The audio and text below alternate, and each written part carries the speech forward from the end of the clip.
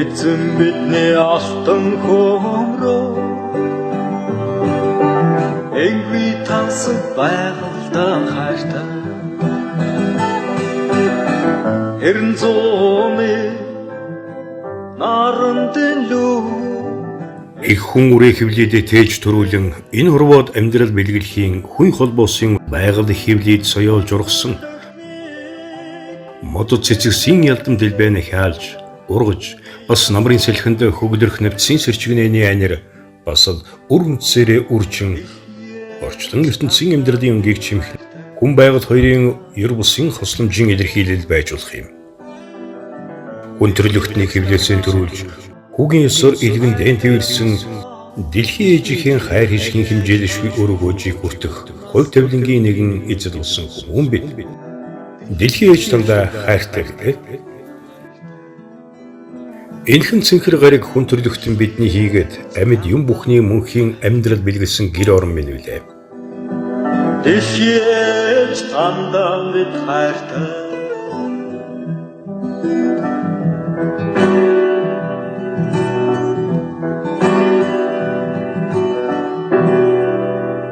Дэлхийн ээжийн хишиг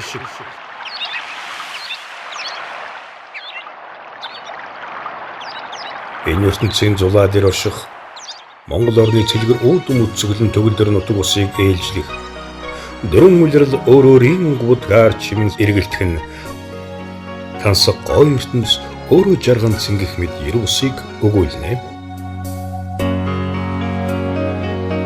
ертөнцийг алаглах цэцэгсээр хучих зун цагийн хорин шив алтан шаргал өнгөөр орчлонг бодох намар цагийн айл орчлонг цас мөсөөр хучих дүнсгэр өвлийн жов шин амьдрал бэлгэлэх нял хаврын шивнэ энэ бүх орчлонгийн анир ер усын гайхалтай ажээ. Яг л яруу тансаг хөгжмийн аяд шиг өврөн урсан. Дэлхийн ээжийн амьдрал бэлгэлсэн орчлонгийн анирын үлцийг өгүүлэхийн учир. 20 дугаар зуун Азийн зулаа дээр орших Монгол улс.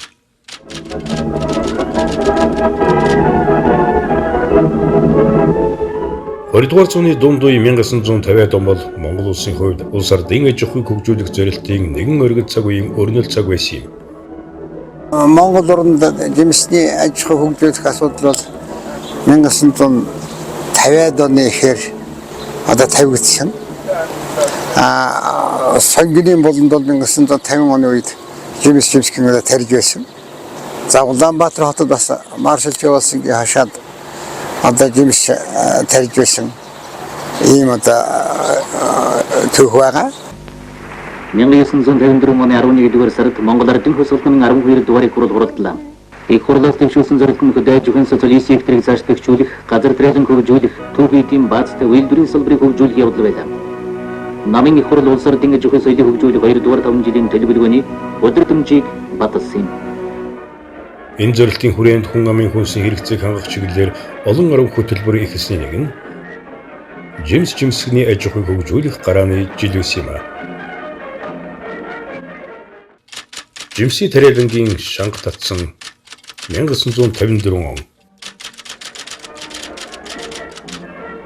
1954 оны тэр жил жимсгний аж ахуй байгуулах тухай бүгд найрамд Монгол Ард улсын сайд нарын зөвлөлийн 397 дугаар тогтоолгооч Сэлэнг аймгийн Шаамар суманд жимс ногооны эрдэм шинжилгээний станцыг байгуулахаар шийдвэрлсэн Монгол улсад жимсгний аж ахуйг шинжлэх ухааны жимээр хөгжүүлэх үндэс суурь тавигдсан түүхтэй.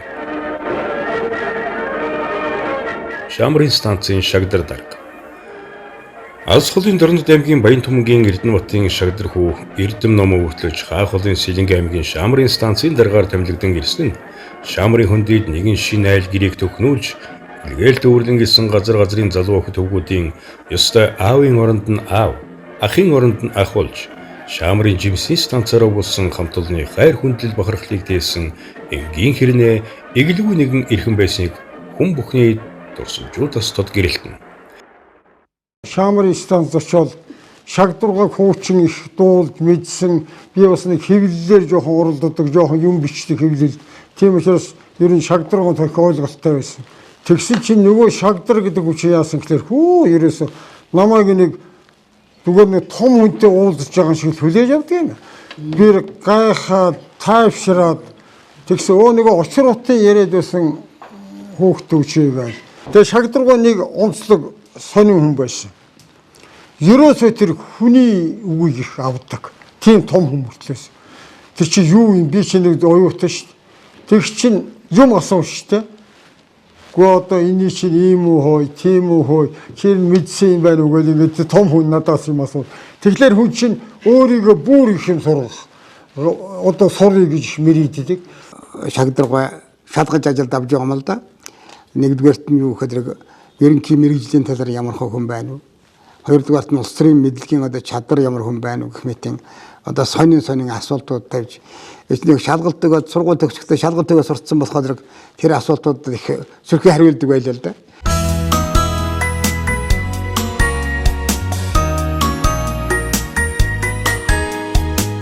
Шамрынхан станцын хаалгыг ойн баярын босгон дээрээ гоёж гоодсон энэ сайхан эрхмүүдийн Шагдар даргыгаа дурсан шагших хөгийн химнэлд тэрл алтан үедээ нийлэн Шагдар даргын охид хүү ааваараа бахархах сэтгэлийн айланд бас хөөрөн баярлахжээ. 51 гэдэг ачааны машин дээр нэг гэр ачаад дээр наав 5 хүнтэй суугаад ээж маань кабин дотор нь намайг 7 сартай одоо би 7 сартай байхад намайг тэрвэрээд кабинд нь сууж Шамрын шар тохоод иржсэн маа гэж ээж минь надад ярьжсэн. Тэгээд тэр 54 оноос хойш одоо ингээд Монгол улстай алим жимс зөвгийн одоо үржүүлэхээр ингэж ажиллаж ирсэн юм аа манай. Аавынхаа одоо яг мэрэгчлэр бүгд 8 дахь Болгар албад улсад хөдөө аж ахуйн дээд сургуулийн жимсхний агроном гэдэг мэрэгчлийг эзэмшээд ажилласан. Манай Монголын алим мэдэндээ очруудгаа отгон бэлэхгүй дээр бол бид нар Шамраас богоон суугаа цүнхэнд хийгээ явахаар ирсэн. Тэрвэр дүүр ханхалт. Шар тусан хөрст Шамрын шар тохой. Тэдгээр жилийн өмнө алим жимс гэдэг зөвхөн өөр орноос ирдэг ховор амтсан байлаа. Тэгвэл одоо манай орны зарим нутгуудад Монгол алим ургуулдаг боллоо. Шинжил хуханы академийн сурвалжлагч гишүүн бүгд наримт Монголоор болсон төрийн шигнэл Шагдрыг Монголын мичүүрэн гэж зүй ёсоор нэрлэж болно. Сэлэнгийн Шамрын жимсгний цэцэрлэг түүний ургуулсан алим одоо олон газар дэлгэрч байгаа Монгол алимын үр үндэс нь болсон юм. Зөөлөн шаргал ийсэн хөрсний шимэл байдсан нарсан төгөл жимсгний буцог алгалах цэцгсийн Шамрын хүндийг чимэн байгалийн гэр бүсийн үтсгэлэн өгөөч шишгэ амтай бүхэд хүртээж амьдрал бэлгэлсээр иржээ. Тэрл торгон цаг үеийн анир Сэлэнгийн Шамрын хүндий шар тохойн хөвлийн хишгийг аривжуулан бойжуулж явсан эрхмүүдийн дурсамж түүх өгүүлэн сэвэлсэн. Би 1965 онд хөдөө аж ахуйн их сургуулийг төгсөөд Шамрын жимсхний эрдэм шингэний станцад эрдэм шингэний ажилтнаар сургууль ирж ажилласан юм аа. За бидний ирэхэд бол Шамрын станц маань аж ахуй зохион байгуулалтаа нэлээд бэхжсэн жижигхэн одоо цомхон тосхон бид ч гэсэн одоо биднийг одоо их сайн угтаж хүлээж авсан.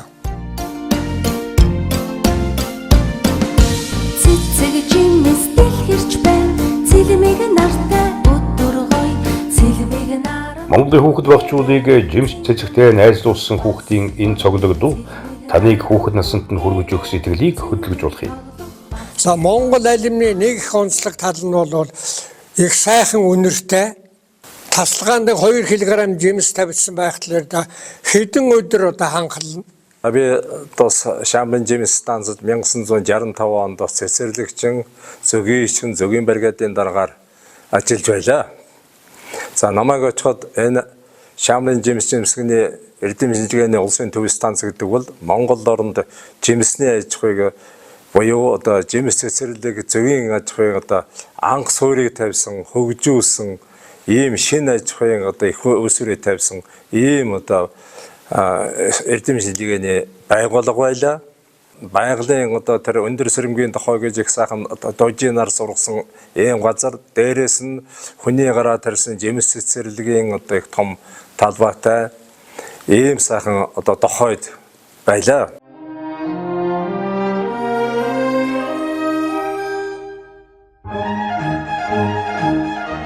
Одоогоос 70 жилийн тэртээ жимсгэн нөгөө тэрэ зөгийн аж ахуй ажил өрнөж байсан хөдөлмөрийн их фронтын уур амьсгал өдгөө айлг өрх бүлийн жишгээр хөвөн хөгжиж чамарчуудын хашаа хорооны амтд алим жимснүүд хүн байгал хоёрыг баярлуулхажээ.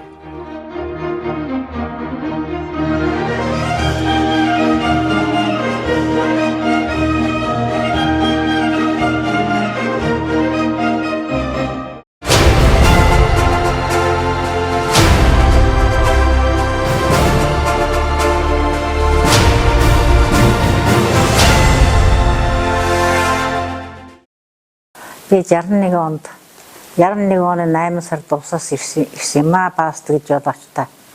Ирээд 8 сарын 3-нд жимс станцад ажилд ороод явлаг нэм модон дээр ажилласан явлаг гэдэг юм байд юм байна гэсэн сэтгэл төрөөд гой санагдаад тэгээд энд ажиллаад жил гарсан болж итэл жимс зөгийн курс байгуулагдаад жимс зөгийн курсанд ороод 6 сар биднэрт одоо олон багш заасан, шаргадорж багш, витаминыг заасан, цэдочр багш, боловсролын талаар заасан, баган ах бол юугаар чатганаар заасан, дор дэм багш бол өхөрнүүдээр заасан, ташлаа багш бол улс төрийн багш гэж зааж исэн.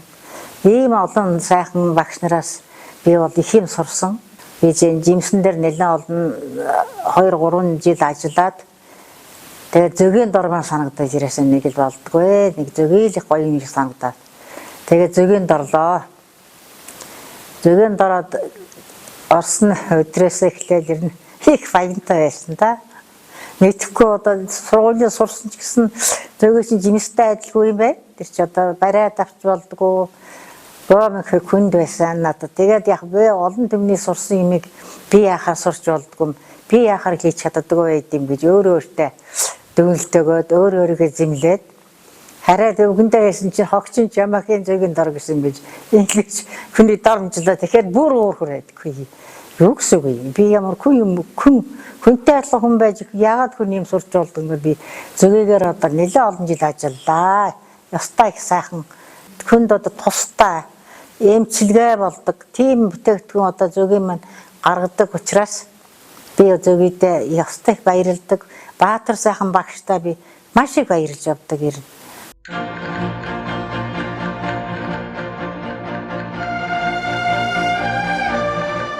Шамрын сайхан байгалийн ертөнцид хүмүүний оюун ухааны цалин хөдөлмөрийн их хэрчүүчээр Монгол улсад жимсгэн тариадах шинжлэх ухааны инновац бүхий станц байгуулан шам татж байсан онцгийн аяс түүхийн жим татуулан өдгөө 70 жилийн хавар 100 өвөл намартай золгож байна. Би анх 1974 онд Шамрын жимсгний эрдэм шинжилгээний станцад эвлэлийн илгээштээр Заамрын хөдөө аж ахуйн техник мэргэжлийн сургуульд төсөөд биднүүд 9 жил ирж ирсэн юм аа. Улс орныхон амьдралын аль хэрэгцээтэй салбарт хүн дэхэд цогцолох хайхран ямагт тэргүүний нэгний явж ирсэн эвлэлийн ялгуулсан уламжлалыг энэ үеийн залуучууд нэр төртэй залгамжилсан юм. Олон нийтийн байгууллагууд бас их ялангуяа залуучуудын байгууллагууд асар их хүч тавьж байсан шүү дээ. Төдөөгийн үе 5 хошуу мал 10 хошуу болгоё гэдэг. Дээрээс нөгөө 5 хошуу мал дээр зөгийн загас шувуу гахаа дахиад ингээд ингэж одоо аж ахуй хөгжүүлэх ингэж зүтгэх хэрэгтэй байхгүй. Энэ бол гайхамшигтай зүтгэл энэ одоо төлөвлөгөө зохион байгуулж байсан. Монголын хөлсгөлд залуучуудын эвлэлийн төвхөрөө Монголын пионерийн байгууллагын төв зөвлөс хүүхэд залуучуудын дунд загас зөгийг өрчүүлж цэцэг жимс тарих цэцэрлэгжүүлэх байгалыг хамгаалж хишгийн хүртэх хөдөлгөөн өрнүүлэх талаар олон чухал тогтоол шийдвэр гарч ажил амьдралд хэрэгжиж байна. Хүүхдүүд өөрсдөө жимс цэцэг тарьж өөрийнх нь хөдөлмөрийн үр шимийг үзэх гэж хичээдэг.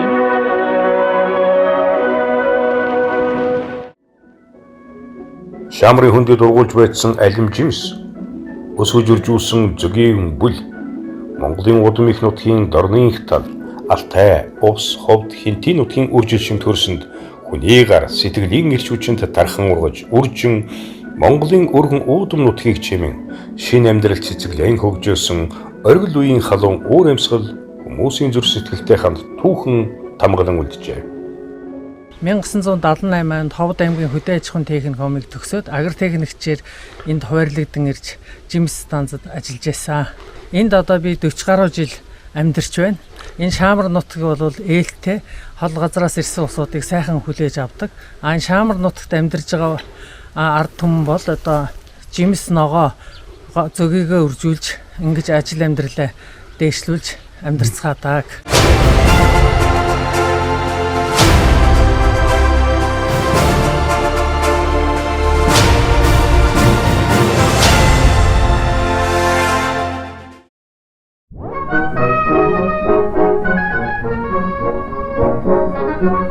Алтан цадах их говийн үдсгэлэнд Баянбүрд эхийн гол.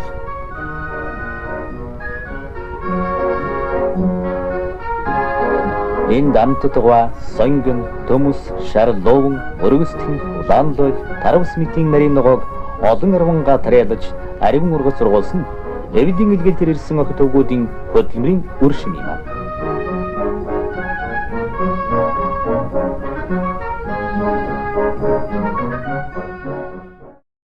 Эхнүүрүүдээ хотхор бол дэлхийн байгалийн чацарганы төв гэж одоо дэлхийн чацарган судлаач шилдэг эрдэмтэд болоод Монголын шилдэг эрдэмтэд үздгийг та бүднэр мэднэ. Тухайлбал манай шинэ тухааны доктор Цэндэг Хугаа тэгээд энэ гадаадын хэд эрдэмт нь тэрнийг баталсан тодорхойлсон дэлхийн эрдэмтэд тэрний зөвшөөрдөг юм болсон билээ. 1963 оны үед манай говьяат агрономч эрдэмтэн Лагангойг одоо Увс аймагт жимсгэн чацраны аж ахуй хөгжүүлэхээр томилж Чамрын харьяа станцаас салган томилж тэнд ажиллуулсан байдаг. Улаанговын станцад бол тэр анхны одоо чацраны суулгацыг бид тийш сумаас очиж одоо тарьж байсан тэр 63 оны намар тэр юу гэхээр одоо Тэндэл ухаанда тэр Батчулун гэдэг агрономч залуу байсан. Орны хаан гэж байсан, Батчар байсан. Тэгээд Лагангой өдрөөр бид хэд авчиж анхны суулгах сайж байсан. Бас нэг тийм сонирхолтой төх байдаг. За улсын хэмжээгээр олон газар жимсний салбар станцууд байсны хамгийн нэг ууган нулууд энэ Увс аймгийн одоо төвд байгуулагдсан усын одоо жимсний станц. Энэ станцын анхны дарга нь төрийн шиг Лагангой байсан. За тэгээд станц бол одоо 77 онд өргөтгөөд ер нь шинэ тухайн үйлдвэрлэлийн нэгдэд болгоё. Тэнд чацрагны одоо том аж ахуй байна. Шинэ тухааны байгууллага байна. Ийм нэг одоо шинэ тухайн үйлдвэрийг нэгтгэсэн шинэ байгууллага байгуулъя гэдэг ийм төр засгийн шийдвэр явагдаад ингээд тэнд бол шинэ тухайн үйлдвэрлэлийн нэгдлийг гэж байгуулсан. За шинэ тухайн үйлдвэрийн нэгдлийг байгуулахад тэнд байсан эрдэм шимтгэлгийн станцын толгойлох байгууллага, тэнд байсан улаантхан чацрагны аж ахуйн одоо аж ахуйн байгууллага, тэн дээр нэмээд дэсийн одоо зөгийн үржүүлгийн газар, баруун турууны элит үржүүлгийн салбар эднэрийг нэгтгэж ийм шинэ тухайн үйлдвэрлэлийн нэгдэл гэдэг байгууллагыг байгуулад одоо тэр байгууллага бол одоо олон жил 4 жил гарan 5 жил хугацаанд нэр төртөөс ажил бүтэн баг хамт олон бүрдсэн.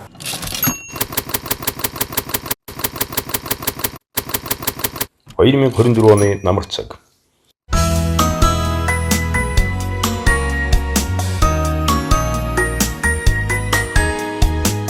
Увсын жимсгний станцын өргөл цаг үеийн гişвчтэй залуу халуун насныхаа түүхийг бичлсэн энэ эрхмүүд энэ намрын өдрөө тэрийн ордны цэцэрлэгийн төгөлд зугсан энэ. Одоо манай шинэ тухайн үйлдвэрийн нэгдээс 5 хүн төрийн шагнал авсан.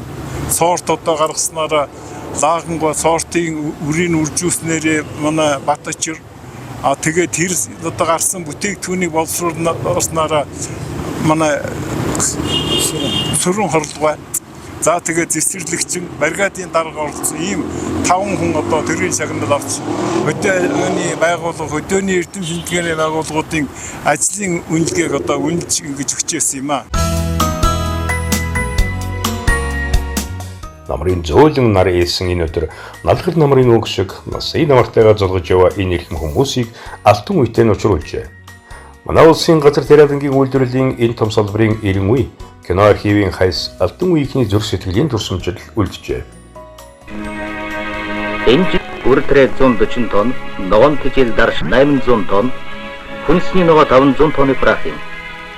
Мөн түнчлэн алим чацраг нь үхрийн үзрэг 8 төрлийн жимс хураан авч байна. Тэр үед бол жацрагны бид нар их олон гад 300 400 га хөргөд тарьж ирсэн. Ариун ургац авч улсын одоо хэрэгцээг хангаж одоо аймгийнхаа хүнсний үйлдвэрийн жацрагны хэрэгцээг бүрэн хангадаг байсан. Манай ордог цахирлаар ажиллаж байсан Малган байна. Тэр үед станцад эрдэм шинжилгээний ажилтны сектор эрхлэгчээр ажиллаж байсан үлзий одоо сүүлдээ хүрээлэн болсон хүрээлэнгийн захирлаар ажиллаж байсан юм а. Дорнод аймаг Чойбэлсэн хот 2024 оны намрын эхэн.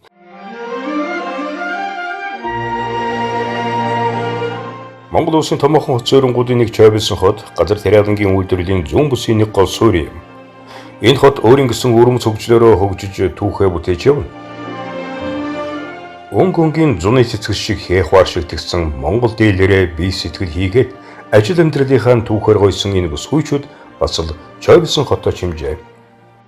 1960 онд агрономч хүчит нарын санаа нийсэн хэсэг залуучууд энд ирж төрөлх бүрийн өр тариа тариаж загварыг нь судалж эрдэм ухаанаа сорьсон.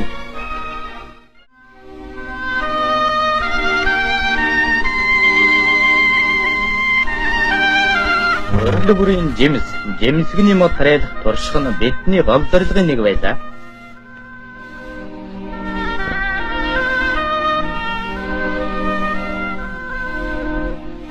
Одоо 26483 бот модтой жимсний том цэцэрлэгтэй боллоо.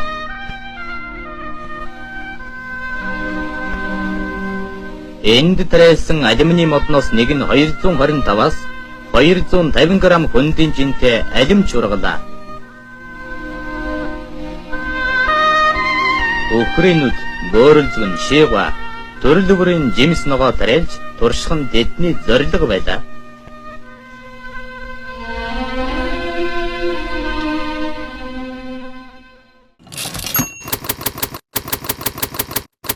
Шилжилтийн үе. Зах зээлийн шилжилтийн өнгөрсөн тэр цаг үеийн шуурга өмнөх үеигтэй босгож бүтээсэн олон зүйлийг ач утасныг тоочод барахгүй зэ. Ийм гундуу аяс хаасайгүй бий болж улс орон бараг бүхэлдээ ганцхан аймагаар амьсгалж өдөр хоногтой залгууж байсан хатуухан цаг үеийг бид туулсан. 2000 онд намайг аймгийн хөгжлийн бодлого хариуцсан хилцээний дараагаар томилж ажиллуулсан юм а. Аймаг маань. Тэр үед ямар байсан гэвэл тэр аймгийн төсвөртөө төрийн албан хаагчийн цалин тавьдаг мөнгө байхгүй, гурил архиар тавьдаг. Тэгээд бүх үйлдвэр аж ахуйн газрууд хөвчлөгдсөн дээрээр зогсоод ажилчид нь ажгүй болцсон. Ядуурлын байдал одоо шууд утгаар нүүрлж ясан цаг л та. Тэгээд энээс яаж гарах вэ? Ер нь маш хурдан үрдүнд хүрэх арга байх болов уу? Юу байх вэ гэж нэлээд эрэл хайгуул хийсэн. Тэгээд би Хөдөлмөрийн Баатар актимч авдаа багштайгаа ярьж зөвлөжсэн. Тэгээд багш маань бас надад юу яаж санаа хэлж ирсэн юм аа. Гэхдээ чи чацаргана яачаад хүн болгонд хариуцуулчвал хүмүүс чинь бас нэг орлоготой. Тэгээд ер нь ирээдүйтэй салбар болоо хөгжих юм шиг. Тэгэл би чацаргандыг 2000 оноос эхэлж одоо сонирхож эхэлсэн та.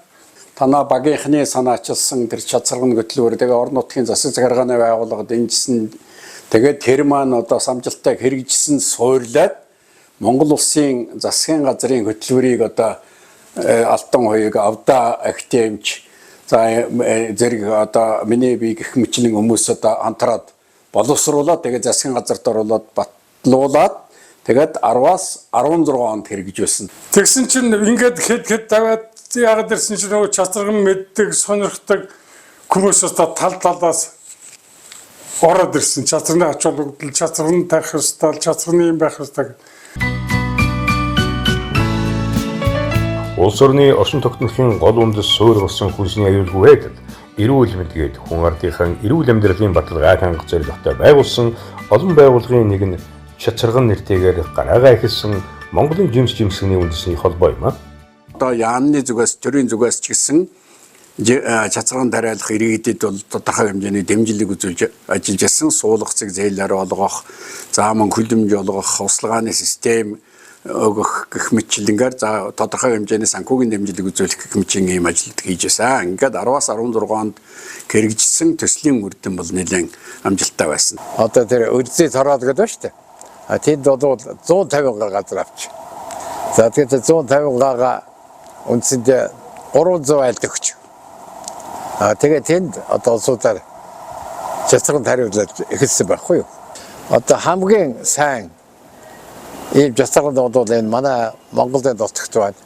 За Оросын одоо энэ Сибирс, Барнаул орчим. Манай хотод одоо энэ Германд байна, Тайванд байна, Японд байна гэдэг чацраг тас гаргаж байгаа шүү дээ. Тэр одоо 8000 гагаас хөвсөө хураагаад тэр үүдтэй ашиглаад, хуваар ашиглаад тэгээд бас олон гэр бүл бол бас чацрагын тойроод амьдарч байгаа юм байхгүй юу?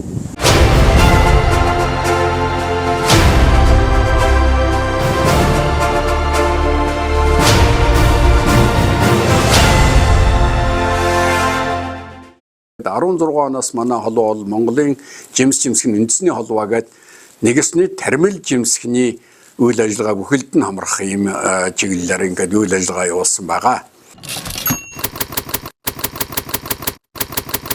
Хотын төв Орсонтой гүр.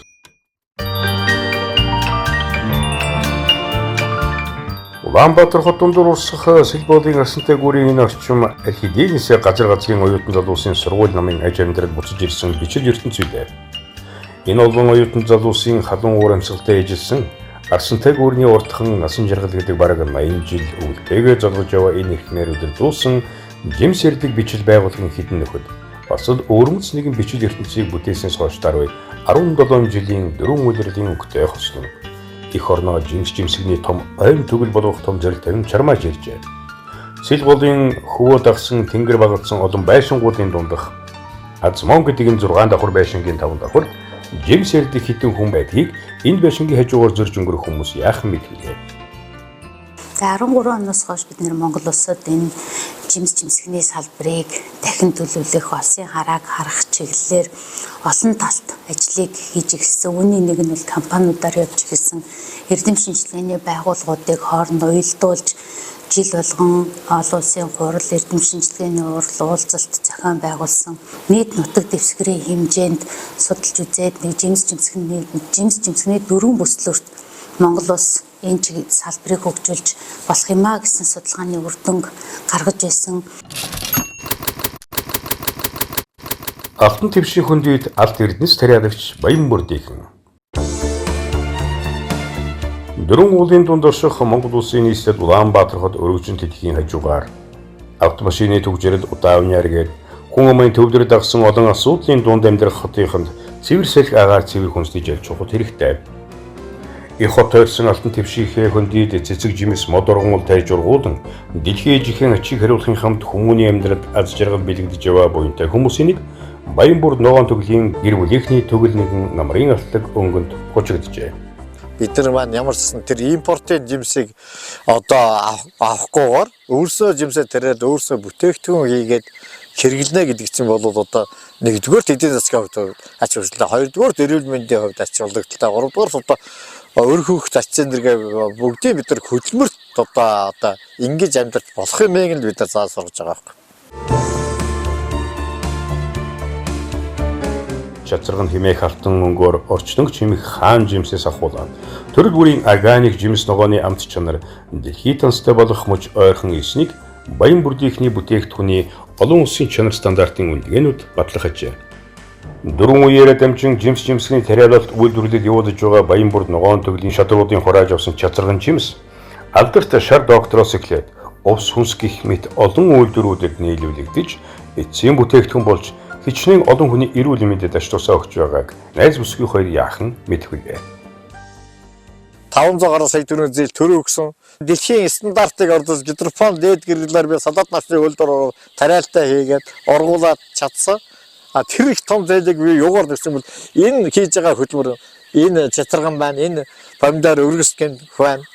Олон улсын шилжилтийн органик хөсгөн Монголд анх удаа стандартыг баталгаажуулсан тийм аж ахуйн нэгжүүлсэн. Энэгээр би том одоо бараг хөдөлмөрийн баатараас илүү болж гэдэг бахархаж явдаа. Ягаад Баянбүрд ногоон төгөл компанийг сонгох болсон юм бэ гэвэл энэ бол хөдөө аж ахуйн зохистой задал буюу ГАП нэвтрүүлсэн гэдгээр онцлог. Мөн шилжилтийн үеийн органик гэдэг гэрчилгээг амжилттай гардаж авсан учраас бид нар бол одоо органик бүтээгдэхүүн гэдгээ нотлох боломжтой болж байна гэсэн үг. Манай чанартай түүхий эдний нийлүүлэгч болж байна гэсэн үг. Жимсэх нь зах зээл. Манай улсын хотуудын альж хүнсний зах дэлгүүрээр орсон лангуу дүүрэн өөрч тавьсан төмөн зүйлийн импортын жимсгнүүд хүний нүд хужирлана. Зах зээлийн гэрэлт хэрэгцээ борлуулалт хадгалалт төр засгийн бодлого хууль эрх зүйн орчингээд дотооддоо тарьж ургуулж байгаа жимсгний зах зээлийн орон зай хумигдул байгаа билээ. За одоогоор бол манай улсад нийтдээ нэг 450 аж ахуйн нэгж байгууллага, за 4000 гаруй өрх жимсгийн тариалтыг нэг 7300 гад албад эрхэлж байна. Нийт одоо жимсний хэрэглээнийхээ 3%-ийг л дотоодын үйлдвэрлэлээс хангаж байна. Амьд их усур болсон энэ жимсийг одоо өргөн хүрээнд хэрэглэх эх орны жимсний энэ салбарыг хөгжүүлэх чиглэлээр бол бас бодлого тодорхойлоод ингэ явж байна. Хүнсний хувьсгал, эрүүл Монгол хүн, тэрбумод хүнсний хөдөлгөөн гэдэг нь гурав бол хоорондоо зайлшгүй холбоотой. Тэгээд энэний гол одоо зангилаа маань бас энэ жимсний аж ахуй байж болно гэж бид нэгж харж байгаа. Энэ зүуднээсээ бид бас хоорондоо хамтарч нэгтэрч ажиллах юм шаардлагатай гэж үзэж байгаа. Ургадаг алт шатсарган. Өнөөдөр Монгол улсын хэмжээнд нийт 8000 га талбай шатсарган тариалж байгаагаас увс говьалтай үр ханга зэрэг аймагуд тариалтын хэмжээгээр гол бус нутаг болж байна. Манай улсад тарьж ургуулж байгаа шатсарган жимс экспортод гарах нэгэн гол нэр төрөл юм. Олон нэр төрлийн эм бэлтгэл гоо сайхны бүтээгдэхүүний түүхийд болдог шатсарган дэлхийн зах зээлд ирээд хэрэгцээ их байгаа билээ. Шатсарган энэ одоогийн байдлаар дэлхийд сая 400 мянга дургаж байна. За тэгээ сая 400 мянган гааг сая 300 орчим мянгаар гятад байна. Гятад бол одоо жимс тогоог ашиглахад ерөөсөө энэ элсний нүүднээс хамгаалах зорилгоор уултаа устай газар гэж тарьдаг энэ хийсэн л дээ. Өвлийн жаварт ачигнсан өдөр жимс шилсэн хурал. Энэ өдөр Азманы энэ байшинд хүнсчдийн холбооны 3 давхрын уулзалтын танхимд Монголын жимсгний үндэсний холбооны удирдах зөвлөлийн гишүүн цуглаж байгууллагынхаа хийсэн ажлын өнгөрснийг дүгнэж ойрын ирээдүйн төлөө хилэлцэж хүний эрүүл мэнд нэг аж тустай нөгөө жимсүүдээ ярих нь энэ хүмүүсийн хувьд сэтгэлийн эрч хүч таашаал авдаг нэг хобби. Жимсгний модуудыг яаж илүү ихийг тариалах вэ? Яаж энэ төр сортын чанаржуулж хэрхэн ажлын байрыг нэмэгдүүлэх үү? Хэрхэн гадаад дотоодын зах зээл нэвтрүүлж төвшүүлэх үгээд Монгол эх орныхоо цэвэр хөрс усанд ургасан жинхэнэ органик жимсээр өөрсдийнхөө болон дэлхийн хүмүүсийн эрэлт хэрэгцээг хангахын учир зангидаг оюун ухааныхаа хэмжээгээр шаглах тэдний оюуны үйл үр шимээ өгөх нь дамжиггүй лээ. Жимсний холбооны удирдах зөвлөлийн гишүүн Цэвэлмаа доктор тэрээр Монгол Улсын их сургуулийн эдийн засгийн хүрээлэнгийн захирлын албаны ажлыг хажуугаар Тармил жимсгний кластерын судалгааны ажлыг олон жил хийж энэ салбарын хөгжлийг мэргэжлийн түвшинд хөгжүүлэхэд үнэтэй хойноор оруулж байна. Засгийн газар бүсчилсэн хөгжлийн үзэл баримтлалыг энэ 2022 оноос эхлээд шинжилээд одоо яриад явж байна. Тэр энэ 7 бүсэд 4 бүслүүр бас ямар байх вэ гэдг нь дараагийн хилцүүлгийг өрнүүлээд явах бах. Энэ хооронд бидний олж авсан амжилт гэвэл Увсын Чацарган гэдэг газар зүйн заалтыг Европын холбооны дэмжлэгтэйгээр тодорхойлсон. Цаашид Чацарганы тос гэдэг бүтээгдэхүүнийг газар зүйн заалтаа болгохоор бид нэр хичээн ажиллаж байна. Монголын анхдагч газар зүйн заалтыг одоо Европын холбоонд бүртгүүлж чадсан ийм хамт олон байна. Европын холбоонд бүртгэгдснээрээ энэ төрлийн бүтээгдэхүүний суур одоо итгэлийг бий болгосон гэсэн үг.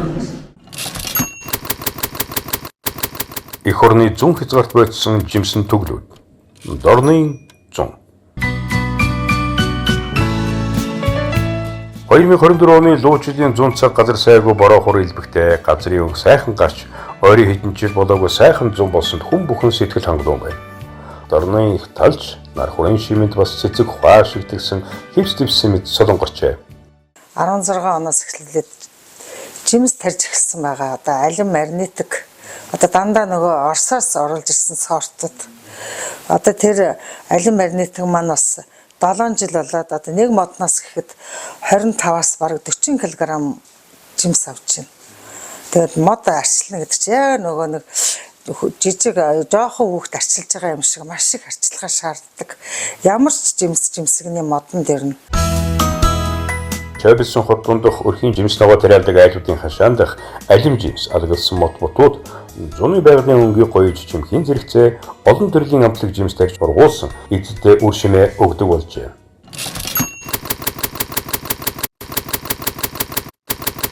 Сөөрөмтэй жимсний төгөл.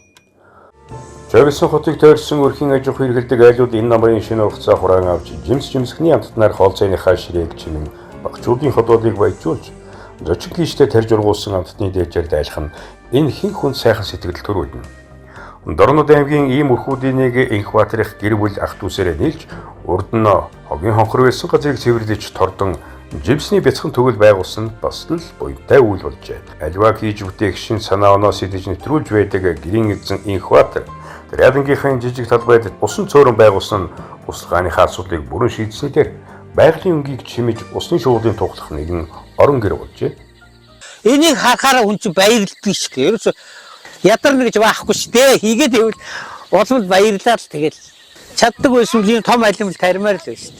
Тэгэл үзгээд л юм. Хин ч гэсэн те ийм ой төгөл жимсэн төгөл болчихвол мөн гоё үсттэй. Дорны тал төрсөн авраг тариадч гэр бүл.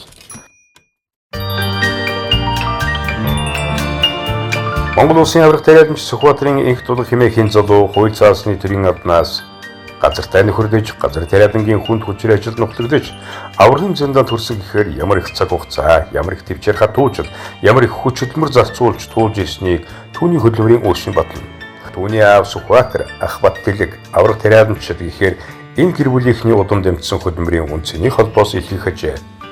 Чойбилсон хотын 1-р багийн хэрлэн голын хөвөд агсан 28-ын тал байн донд байсан энэ жижиг байшинтай инхтуудынхан ажиллаж амьдарч дорончуундынхоо эко хөлсийн хэрэгцээг хангагч нэг гол нийлүүлэгч болж яваадаа эдний гэр бүл хамт олон туйлын өндөр сэтгэл хангамжтай байдаг.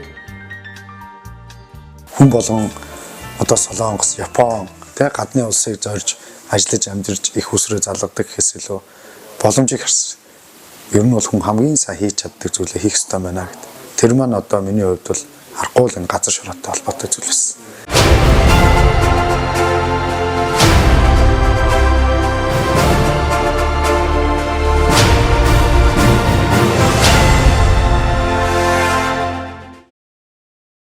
Эхнийхээ модыг тариад хүн чинь жимсийн нийт чинь зүйдэлтэй юм л. Би гэдэг хүн, бид гэдэг хүн зөвхөн ганц гэрүүл энэ ургадаг жимс ногоог идээд газар шорооны шимийг хүртээд явах гээд хажуудаа 6 орхийг дагуулад явж байна. Эдгээр маань хүрч байна. Цаашлаад энэ ургадаг алт энэ ногоон байгууламжийг нэмэгдүүлэх Сүхбаатарын хинтигээс хүмүүс ирж суралцж байна. Нэг ширхэг ч гэсэн жимсний мод тарих юм бол таны үр хүүхэд зөв хүмүүжлтэй та өөрөө эрүүл урт наслах их уср болох юм болов уу гэж өвний зүгээс боддیں۔ Дорны хэрлэн гол 60 жил тохиогүйгээр үерэлжээ. Энэ зүүн газар сайгүй бороо хүрээлбэгтэй сайхан зүүн болсон шид Дорнод аймагт 8 сарын дундуур орсон хэмжээний борооны улмаас Чойбилсон хотын хажуугаар урсах хэрлэн гол үерэлж эргээсээ хайсан ойрын 50-60 жил үцэгдээгүй үерийн гамшиг болж байгалийн давтагдчихгүй хүчин зүйл хэрлэн голынхан хөвөөгөөр жимс ногоо тариадаж амьдарч байсан олон өрхийн аж ахуй эрхлэгчдийн бүтэн жилийн хөдөлмөрийг уусгаж авч ивжээ. Орон нутгийн удирдлагаас бидний хүсэж байгаа ганцхан зүйл бий. Байгалийн давтагдчихгүй хүчин зүйл энэ гол усны үерт орсон газар маань буцаагаад тариалан эрхлэх 5, 10, 20 жилийн боломжгүй маш их хэмжээний бохирдол, маш их хэмжээний лаг шавартай болсон. Тэгэхээр бид нэр эх онуудад Доронтой аймаг ургац хүнсний аюулгүй байдал ургац алдахгүй тул тухайн газрыг одоо хуулинд нь байгаа энийг кадастр буюу координатын шилжүүлээд ус орхооргүй арай өөр эрүүлт цэвэр тог заглагаантай газар шинэ байршлыг л олгочвол одоо бид нэр орон нутгаас хийж байгаа тариаланчтай маш том хөрөнгө оруулалтаа л гэж харж байгаа. Түмэн цогтын бичил жимсний төгөл. Цагтаа Түмэн цогтын сангийн аж ахуй гэдэг нэрээрээ улсад мандаж явсан Сүхбаатар аймгийн Түмэн цогт сум тэрэ он жилүүдэд Орос улсын барьж өгсөн бичил орон сууц барилгууд энэ сумын өнгө төрхийг хадгалж чимж ирснийг сумын тохилог цэвэрхэн орчин батлах ажээ. Түмэн цогтын талын жимс хошооны гэр бүл хамт олонны намрын ургац хураалтынхаа ажилд орсон байна. Сүхбаатар аймгийн уугуул амар жаргал гэдэг энэ бүсгүй олон жил эрүүл ах үе хэмжээнээс дайрачилж хүний эрүүл мэндийн манаан зогссон хүмүүний бие сэтгэлийг гойж явсан бол бас залгуулаад газрын шинхүүрсэнд ур ухаанаа хээлэн шаглаж ургаж бойдсон ер бусын жимсний бяцхан төглийн мод сувгууд Түмэн цогцомод нэгэн бичил ертөнцийг бүтээжээ. Энэ сайхан хөгжилтэй сумынхаа хөгжлийн хөгжихийн төлөө бид нар өөрснөөхөө гэр бүлээрээ дахан дүүсээрээ нийлж жимсний аж ахуйг энэ зүүн бүст хөгжүүлъя гэж ингэж зорж ажиллаж байгаа. Тэгээд бидний сайхан мөрөөдөл бол 5 гаага алим жимсээр дүүргээд зүгээ аж ахуйгаа хөгжүүлээд сайхан ургамдуудаа мод үржүүлээд цаашдаа бол бид нар бас энэ суурин дээрээ мал аж ахуй хөгжүүлэх юм хүсэл мөрөөдөлтэй. За тэгээд манай хоршоо нь бол байна бодлогоор ажиллаж байгаа. Бид нар эхнийхээ байна боловсон хүчингүүл бэлдсэн өдөө аж ахуйн ногоон байгууламжийн агрын ангийг төгсгсөн аргинаач мэргэжилтэй залуу боловсон хүчин байгаа. Одоо бид нар зоо техникчээр 21 настай залуу боловсон хүчингээ бэлтгэж байна. Тэгээ энэ аж ахуйг бол энэ залуучаа цаашаа хөгжүүлж авч явах юм аа. Түмэн цогт хуучин сангийн аж ахуйн суурин дээр байгуулагдсан учраас агуулгах сав юу бол маш их байдаг. Хүн амаа хүнслэжэл жимс жимсгнээр хангахад бол гол Сүхбаатар аймагт бол гол үүрэг гүйцэтгэж байгаа ийм сум аж ахуй байж байгаамаа.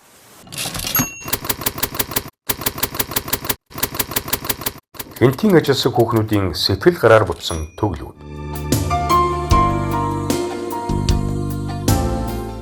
Тарьсан мототныхаа өмнө тойрон суугаа Хинтийн аймгийн төв өндөр хааны энэ хүүхнүүд газартай нөхөрлөж хашаа хороо тариан талбайд төрөл бүрийн цэцэг жимс бусад олон төрлийн ургамал тариалан Монгол улсын төрийн тэргүүний санаачлагаар хэрэгжүүлж байгаа тэр бомбот төслийн их аянд хойно нэмрээ оруулж яваа. Чимээгүй нэгэн бичил хөдөлмөрийн фронтынхан баатрууд гэж нэрлэж тодорхойлж болох үү? 2006 оноос хойш жимсний мод тарьж эхэлсэн. Хамгийн эхлээд бол үхрийн нүд тарьсан. Тэгээд тэрийг авахтаа бол маш их амлалт үүрэг авч ирсэн учраас л үржүүлэх хийдэг гэдгийг бол дэлхийн зөнгөөс авахтаа амлалт аваад тэгээд тэрнийхээ үндсэн дээр 2007 оноос хийж жимсний үхрийн нүдний жимсний үржүүлэх хийж эхэлсэн. Энэ хоорондоо мөн энэ дэлхийн байгаль орчныг хамгаалах сангийн жижиг төсөлбөртэй амрагдсан байгаа. Тэгээд эндээ бас өөрөө хамрагдахаас гадна олон хүнийг нөхөрлөл, хоршоо, төрийн бус байгууллагуудыг хамруулсан. Одоо нийтдээ бол манай аймгийн бол 14-5 нөхрөл төрийн бас байгууллагуудыг хамруулсан байгаа. Эдгээр маань маш сайн ажиллаж байгаа. Их том мөрөөдөлтэй байгаа. Хинтийн аймгийн төв дээр ихэд бол 20 мянган хүн байдаг. Хинтийн аймаг ихэд бол 70 гаруй мянган хүн амтай. Энэ бүх хүмүүсийг импортын бүтээгдэхүүн оруулахгүйгээр бариана хийчдэг, компото хийчдэг, жимсээ тариад идчихдэг, дарсаа хийчдэг. Ийм болох зорилттой л ажиллаж байна. Төр засгаас дэмжлэг багтай бор зүрхээрээ зүтгэж бас чинхүү сэтгэлээрээ зүтгэж яваа манай жимсчдийн өмнө тулгамдсан шийдвэрлэх төрөөс дэмжих хууль эрх зүйн орчныг боловсронгуулах гэд олон асуудал бий.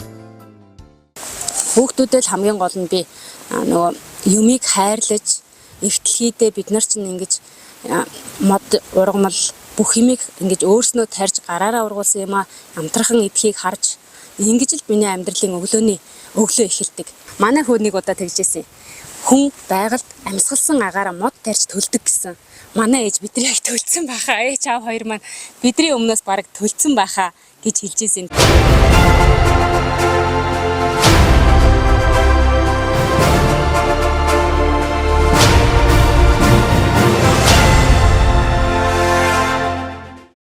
Одоо манайх энэ жил нэг 200 мянган суулгац одоо мод бэлдсэн, гаргасан. Одоо тэр нэг талбайд үржээдэл байж байна. Энэ дээр залгаа хийвэл одоо их хэмжээний залгаа алим гарах, бас үржүүлэг гарах, харандаа бас үржүүлсэн. Ингээд ойжуулаад явхад болохгүй юм алга байна өө. Газраа зөв сонгоод хөсөл зөргээ гаргаад тэгээд хийвэл одоо энэ баруун чинь одоо дахин талд бол маш их үржүүлэг хийгээд дахийг модон дотор оруулах тийм нөхцөл бүрдэж байна одоо. Өөр бус газрууд бол одоо энэ олон зуун суулгац, олон мянган суулгац авсан газар жимстэй болж явах шиг байна. 2024 оны намар Улаанбаатар хот.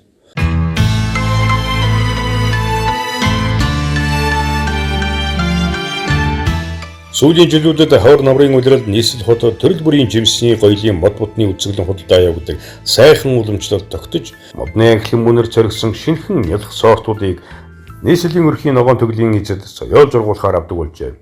Би өнөөдөр жимсний мод, алюминий мод авлаа. Тэгээ ер нь хашаанд авал нэлээд олон төрлийн модтой. Одоо мод гэхэд чи нэг 10 төрлийн мод тарьсан, жимсний мод нэг бас нэг 10-аад байдیں۔ Тэгээ алюминий мод байхгүй. Чавганы мод 2 байхгүй. Өнөөдөр тэрнийг олж авч байна.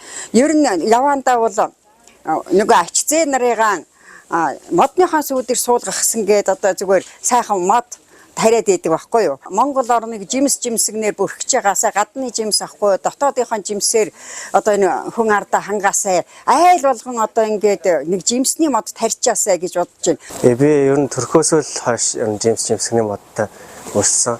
Манай аав ээж болохоор яг анх нав төрөхөд 98 онд 3 алюминий мод тарьж байсан. Тэгээд тэр мод одоо хүртэл жимсээ өгч байгаа. Тэгээд би одоо багаасаа одоо алюминий жимс тарихыг одоо аав ээжээсээ суралцаад энэ тэндээс суралцаад өөрөө одоо урлагийн модон дээр алюминий мод залгаж анх 8 дугаар ангиас одоо энэ мэргэжилд оролцсон. Тэгээд voice-ийн инженер мэргэжлээ суралцаад төгсөөд одоо мэргэжлээрээ ажиллахын хажуугаар магистрт одоо суралцж байгаа. Илүү одоо том өрөөлөл маань болохоор одоо энэ жимсгний одоо аж ахуйгаа өргөжүүлээд тэгээ алюминий жимс одоо барин компост гэх юм уу тэг ингээд дараачийн бүтээгдэхүүн ингээд бүр экспортч гарах хэмжээний тийм өрөөдөлтэй. Жимсний бүлийнхэн.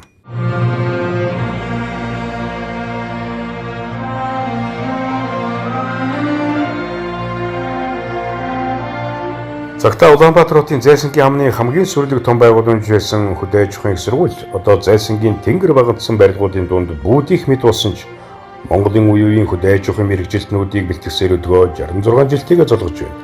Болгар улсын хөдөө аж ахуйн их сургуулийг жимсгний мэргэжлэр 90 оны ихэр төгссөн хамт зүрэн бүсгүй энэ сургуультай Баяутан залуустай жимс ярьсаар өдгөө 20 гаруй жилийг илээж энэ салбарын хөгжилд хойноороо оруулж явна. Одоо тулгамдж байгаа хамгийн гол зорилго бол болсон хүчний асуудал байгаа. Тэгэхээр тухайн талбайд одоо 5-аас дээшгээ газарт байгаа талбай, тариалангийн талбай байлаа гэж үзэхэд энд мэргэжилтэд болсон хүчин байгаагүй үес болоод нэг гагаас ургацын хэмжээ буурдаг. Одоо өмнөний хөдөө аж ахуйн сургууль одоо бэлтгэх гээд маш их өөрийнхөө чадамж чансааг болвол зориулан одоо ерөнхий улсын сургуулиудаа чадахжуулах маркетингийн одоо үйл ажиллагаа хийх ерөнхий дунд сургууль суралцж байгаа бага насны хүүхд болон дунд ангийн ахлах ангийн хүүхдүүдэд экологийн боловсрол олох хатад нэлээд өөрөг гүйцэтгэж хамтарч ажиллах шаардлага байгааг бол өнөөгийн цаг хугацаа харуулж байгаа.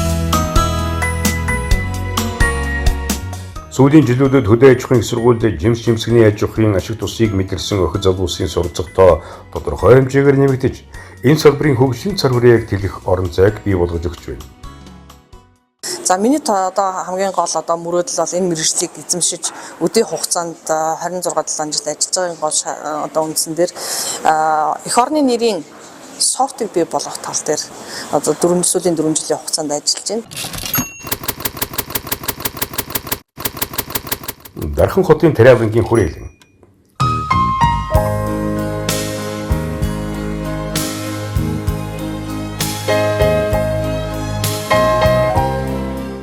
Жаран жилийн тэртээ Дархан хотод байгуулж байсан ургамал газар тариалангийн хүрээлэнгийн энэ 4 давхар байшинд манай улсын газар тариалангийн олон эрдэмтэн мэргэжилтэн ажиллаж байсан оргил цагийн эрч хүч дүүгээ шүргэжлэн эрдэм шинжилгээ судалгаа туршилтын ажлын цар хүрээ өргөжин тэлжилсэн түүхтэй. Дархны энэ эрдэм шинжилгээний хүрээлэнгээс төрөн гарсан ургамал газар тариалан жимсгний чиглэлийн олон 10 эрдэмтдийн нэг Жуприлма бүсгүй ажил амьдралын түүх урт удаан жим татуулна. Монгол орны томоохон голуудын айсаар ургаж исэн чацганы гол том дээжүүдийг гол чухал ач холбогдолтой дээжүүдийг энд цуглуулж ирж 21 хэлбэрийг энд одоо тарьсан байгаа энэ тал байна. Одоо 20-од бас нэр төрлийн чимс чимгэлийн ургамлын үржүүлгийн талбар энд байж. Энэ бүхэнд гар бие оролцож явж байсандаа бахархаж байна. Цэцэг дургамал болгон зөгөөтэй холбоотой, хүн холбоотой. Тэгэхээр би бас энэ нислэг сүрэгтэй хувь заяагаа холбоод олон жил одоо цэл залуу наснаас эхлээд ажиллаж байна.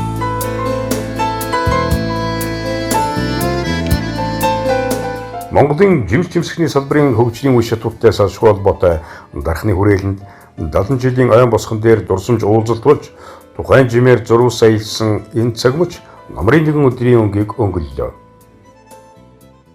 Жимс жимсэг жимэглээ ургуулын хувьд мөн л адилхан бид нар хоёр жимсэгний 4 сорт албисаар бид гаргасан байдаг. За 9 тариамлын 60 гаруй сортыг нутагшуулсан багч. Энэ мөн одоо тариалангийн талбайд жимс жимсэг жимэглээ ургуулж байгаа тариалагчдын талбай дээр бүсэл 60-70% нь таригдчих жишээтэй. Ингээд яг нөгөө ийм одоо олон сайхан үрдэнгүүд хүрээлэн маань гаргаад явж байна. 7 жилийнхээ ойгоор гангарсан Шамрын жимсний станцын хаалга.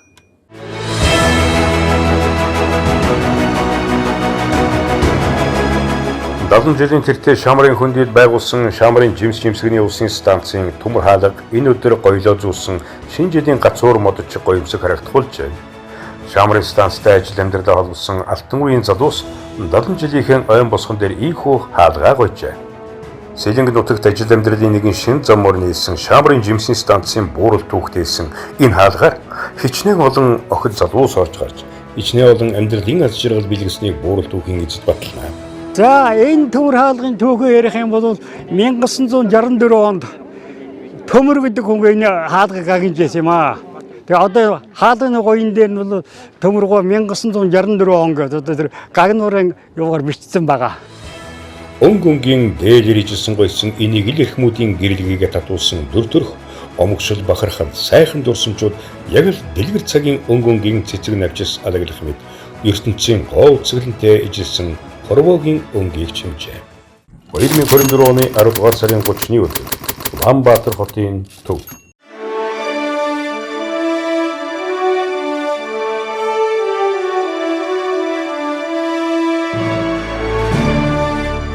Энэ жилийн уран сайхан намрын бүлээн өдрүүд шинэ удирдлагын өнгийг хүчиж эхэлсэн энэ өдөр Монгол улсад жимсний салбар үүсч өгсөн 70 жилийн ойн хүрээнд нийслэл Улаанбаатар хотод анхудаа жимсний олон улсын хурал болж Монголын термин жимс жимсэх нь дэлхийд гарах хөгжлийн шин шин татагдаж хүн бидний амьдралын их болов болсон энэ сав шим ертөнцөө хамтдаа хамгаалж хайрлах бас нэгэн шин зам харгуй тавиглаа.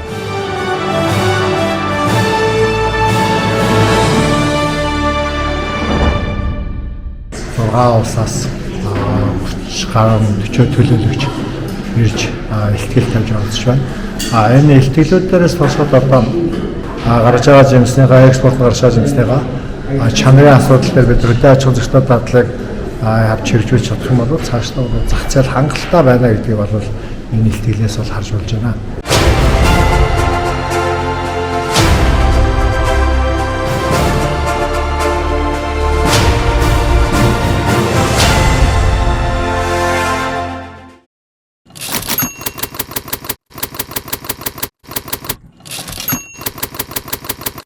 Далан жилийн түүхийн жим татуулсан жимс тариаланчдын баяр.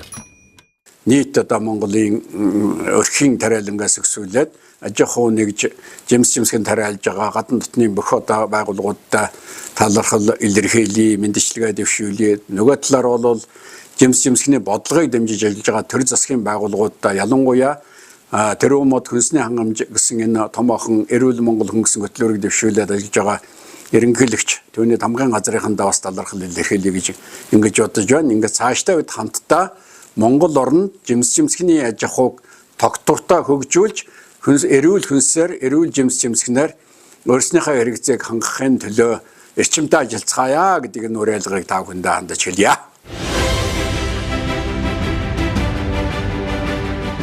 Дэлхийн ээжих хэм буй хишгийг ард түмэндээ хүртээсэн их түүхийг тамгалан бичсэн. Үргэлжлүүлэн бичиж бүтээж яваа буян хишгийн эцэдтэй дум баяр хүргэж Монгол эх орныхоо хөрс хэвлийг хайрлаж инхрийлсэн үйлсэнд улам дэлгэрч жимсэн ойн төглүүд тэр бум модын салаа мочиртай ижилсэн усан өржиж хүн байгаль хоёрын хүн холбоос торгомсог хээх хуарын шагнаас шиг хүмүүний сэтгэл зүрхийг баясгах болов.